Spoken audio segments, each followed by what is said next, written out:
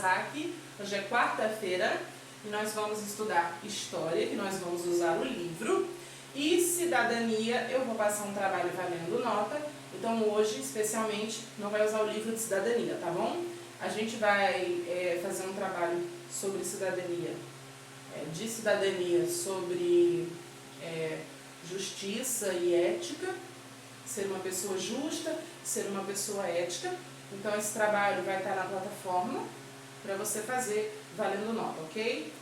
E aí de História, eu devo passar trabalhos também, mas vai ser menos, assim, vai valer um pouco menos do que os outros, tá? Porque você já vai ter também usado o livro. Então hoje, ó, a gente vai iniciar a segunda unidade. Deixa eu ver aqui que página que você vai abrir, tá bom?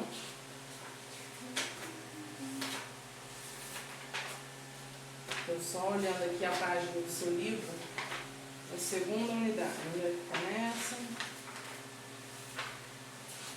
Pronto, segunda unidade. Você não abriu ainda, abre na página 30, seu livro de história, ok? História do nosso país, do Brasil, né? A gente estudou sobre os indígenas, sobre a cultura deles, o que ainda resta da cultura dos índios na nossa cultura atual, quais são as heranças indígenas, como eles viviam e tudo mais, né? E aí agora a gente vai iniciar a segunda unidade, estudando sobre a chegada dos portugueses. É aí que começa toda a história do Brasil realmente, como nós conhecemos hoje. Então eu vou lendo ali o texto, vou explicando, você vai acompanhando e prestando atenção, viu? Vamos lá, a chegada dos portugueses. O rei de Portugal, Dom Manuel o Venturoso, ordenou a Pedro Álvares Cabral que partisse para as Índias. Cabral partiu de Lisboa no dia 9 de março de 1500.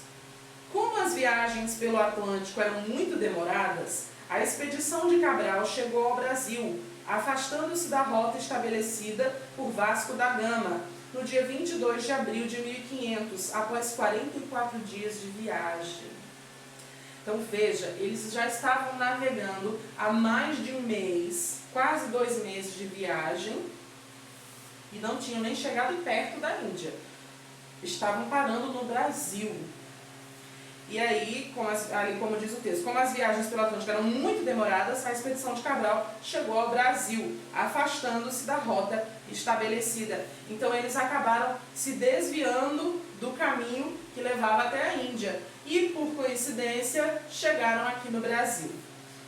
A primeira exploração do litoral do território descoberto foi feita pela própria esquadra de Cabral, que seguiu paralelamente à costa em direção norte, procurando um ponto onde os navios ficassem abrigados.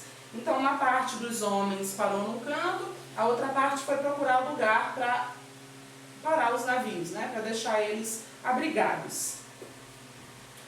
No dia 24 de abril, eles desembarcaram no local escolhido, que recebeu o nome de Porto Seguro, atualmente Baía Cabralha, no estado da Bahia. Então veja que interessante, os portugueses chegaram na Bahia.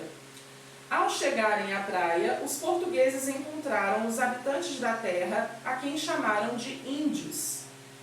Todos os registros da viagem e do descobrimento foram feitos ao rei de Portugal pelo escrivão da esquadra. O escrivão era o homem que escrevia tudo que fosse necessário, cartas, enfim, tudo que era preciso escrever era escrito por ele, Pero Vaz de Caminha, porque nem todos os homens sabiam ler e escrever, tá? Que narrou os acontecimentos e fez comentários sobre nossos primeiros habitantes, ou seja, nossos índios. Você já viu sobre a carta de Pero Vaz de Caminha, que ele escreveu descrevendo os índios, o que eles viram quando chegaram aqui, como eram esses índios e como eles ficaram espantados de ver que eles não usavam roupas e que eles tinham a cara pintada e tudo mais, certo?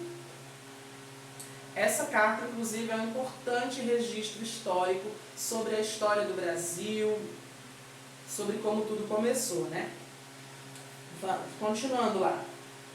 Sendo Portugal um país católico, também na esquadra de Cabral havia um sacerdote, Frei Henrique Soares de Coimbra, nascido na cidade de Coimbra, que celebrou no dia 26 de abril a primeira missa no Brasil, em ação de graças pelo descobrimento no ilhéu da Coroa Vermelha. Ali embaixo tem uma imagem que representa essa primeira missa que ocorreu no Brasil, né? Representação da primeira missa no Brasil, quadro de Victor Meirelles. Então ali a gente vê o padre e alguns portugueses adorando ali a cruz, né? O símbolo do cristianismo. E os índios todos ali em volta olhando, muito provavelmente não entendendo nada do que estava acontecendo e bem curiosos ali, sem saber o que estava acontecendo ali, né? O que aqueles homens estavam fazendo. Aí vamos lá, continuando ali. Tratado de Tordesilhas. Portugal e Espanha eram os países mais desenvolvidos nas técnicas náuticas, ou seja, sobre navios, né? Sobre viagem nos oceanos. E passaram a competir pelo domínio das terras. Então, Portugal e Espanha passaram a brigar pelos domínios das terras do Brasil. Para organizar essa disputa, evitando guerras, foi feito um acordo entre os reis desses dois países chamado Tratado de Tordesilhas. Aliás, Tordesilhas.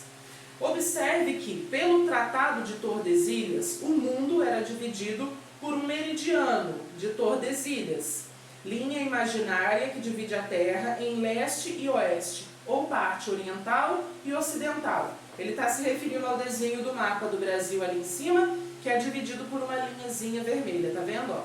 Todo o mapa do mundo nessa época era dividido por essa linha, tá? Um lado era oriental, o outro lado era ocidental. O lado oriental é o ladinho ali da partezinha rosa, e o lado, esse é o lado oriental, e o lado ocidental é o ladozinho ali da partezinha amarelinha, tá? Esse tratado considerava que todas as terras descobertas ou a descobrir a leste do marco estabelecido, um meridiano, que é essa linha vermelha, pertenceriam a Portugal e as do oeste à Espanha. Então veja ali, aonde está escrito ali Oceano Atlântico, daquele lado, naquela parte, era de Portugal. E do outro lado, onde tem Oceano Pacífico, seria da Espanha. Portanto, quando chegou ao Brasil, Pedro Álvares Cabral sabia que este território já pertencia a Portugal. Então veja aqui, o Tratado de Tordesilhas já estava estabelecido mesmo antes dos portugueses chegarem. E como eles chegaram na Bahia, aquela partezinha rosa ali, a Bahia fica ali na pontinha, né? E aí os portugueses pensaram, a gente chegou aqui, mas esse território já é nosso, então está garantido, é nosso. Né? Segundo o Tratado de Tordesilhas. Os índios nem imaginavam uma coisa dessa, né? Vamos lá. Posteriormente, Inglaterra, Holanda e França desconsideraram esse acordo e passaram a piratear navios portugueses e espanhóis, além de ocuparem terras e contrabandearem nossa maior riqueza na época, o pau-brasil. O pau-brasil é uma árvore brasileira, né, que só tem aqui. E ela era muito valiosa na época, né? Todo mundo queria a madeira do pau-brasil e tudo mais. Contrabandear é roubar, né? É dar um jeito de pegar o que você não pode. Então meio que dá no mesmo. Ali, página 31, virando. Nossos nomes. Os primeiros habitantes designavam o Brasil de região ou terra das palmeiras, que na linguagem tupi-guarani é simplesmente Pindorama. Então, o Brasil, né, primeiramente, assim, foi designado como terra das palmeiras. Por quê? Porque Pernambuco, né, onde eles chegaram, aliás, Nordeste, né, onde eles chegaram, tem muita palmeira, abundância de palmeira. Então, eles chamaram de terra das palmeiras. Quando chegou aqui, Cabral chamou o território de Terra Vera Cruz. Porém, Caminha escreveu as cartas ao rei chamando a terra de Ilha de Vera Cruz, pois a tripulação acreditava que essas terras eram uma ilha que separava Portugal das Índias. Então eles ainda não tinham noção de que era um país de que era enorme o território. Eles pensaram que era apenas uma ilha, não faziam ideia do que tinha mais entrando, né? Mais para o interior. Não faziam ideia do tamanho desse território. No dia 2 de maio, a esquadra de Cabral, após a celebração de uma segunda missa, deixou as terras do Brasil e seguiu viagem para as Índias, onde deveria manter o comércio adquirindo as especiarias. Índia era o centro comercial de todo mundo naquela época. Era para a Índia que todos os países se dirigiam em busca de especiarias, de temperos e de coisas assim, tecidos, para levar para os seus países e vender. Então a Índia era o centro comercial do mundo nessa época, ok? Continuando ali. Com o tempo, percebeu-se então que haviam descoberto uma grande terra. Passaram a chamá-la Terra de Santa Cruz, pois o rei português, ao escrever para as autoridades católicas, usou a expressão Terra de Santa Cruz. Com o passar dos anos, a madeira pau-brasil, da qual se podia extrair uma tintura forte de cor de brasa, passou a ser uma matéria-prima de grande valor, sendo retirada em quantidade para ser vendida na Europa. Por isso, em 1503, nossa terra passou a ser chamada de Brasil. Mais à frente, em 1815, mais de 200 anos depois, o Brasil passou a se chamar Império do Brasil.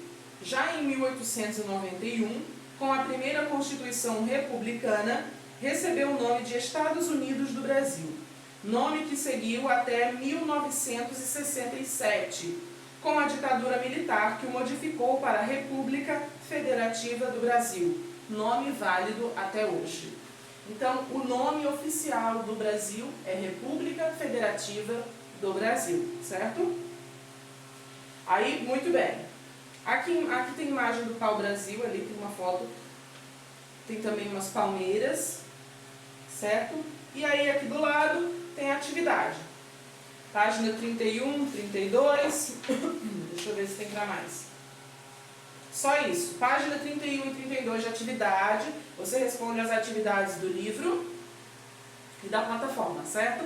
E faz o trabalho de cidadania, ok? Então, por hoje é só. Eu vou ficando por aqui e até amanhã. Beijo, tchau, tchau.